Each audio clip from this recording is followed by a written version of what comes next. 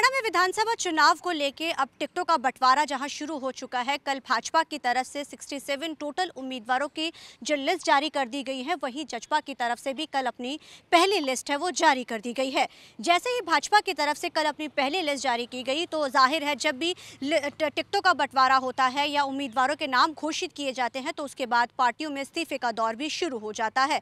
अब हाल ही में हरियाणा में विधानसभा चुनाव है। अब ऐसे में जब कल भाजपा की तरफ से टोटल 67 सीटों के ऊपर अपनी उम्मीदवारों के नामों की घोषित की गई तो देर शाम से इस्तीफों का जो दौर है वो भी हरियाणा में शुरू हो गया। जो उम्मीदवार चाहवान थे सीट को लेकर, कई संगठन के साथ जो जुड़े हुए थे, कई लोगों ने कल इस्तीफा दिया। उनमें से अगर नाम देखा जाए तो रतिया से जो एमएलए है लक्ष्मण, उन्होंने टिकट जो नाम मिलने के चलते कल अपना इस्तीफा दे दिया है। उसी के साथ हरियाणा में भाजपा ओबीसी मोर्चे के प्रदेश अध्यक्ष एवं पूर्व मंत्री करणदेव कंबोज की तरफ से भी कल जो है इस्तीफा दे दिया गया है। इसी के साथ ऐसे कई जो नाम हैं जो लगातार अब इस्तीफों के दौर शुरू हो चुके हैं और इसी के साथ साथ उन्होंने ये भी आरोप लगाया है कि उनको टिकट बंटवारे में कहीं ना कहीं अनदेखी जो है वो की गई है।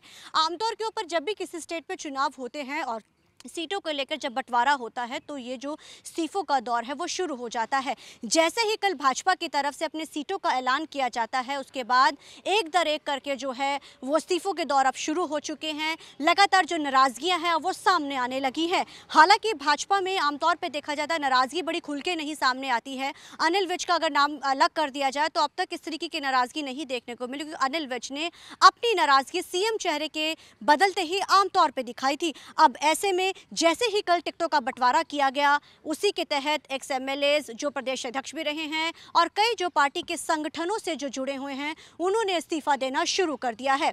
अब राजनीति में क्योंकि उनका साफ तौर पे कहना है कि कहीं ना कहीं टिकटों के बंटवारे को लेकर उनको अनदेखी की गई है। वो टिकटों के उम्मीदवार थे, लगातार वो प्रचार कर रहे थे, लंबे समय से वो जो है सरकार में रहे, सरकार के लिए उन्होंने काम किया, गाँव गए। अब ऐसे में जो नाराजगियों का दौर है वो भी शुरू हो चुका है।